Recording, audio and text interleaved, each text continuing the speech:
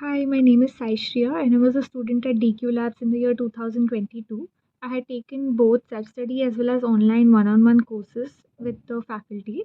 And one thing that I found really interesting was that the material was really interesting. So whatever exam I gave, whether it was NID, NIFT, IIT, whatever it was, the course curriculum and the mock tests and packages were all really on par with what was being asked in the exam. So I had a really good understanding of how the course was going to be, how the paper was going to be.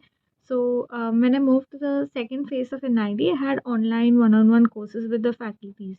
So here I really learned how to think out of the box. I was not great at model making as well, so that was one thing that I had a lot of help with. My strengths were really explored here, and my weaknesses were improved upon.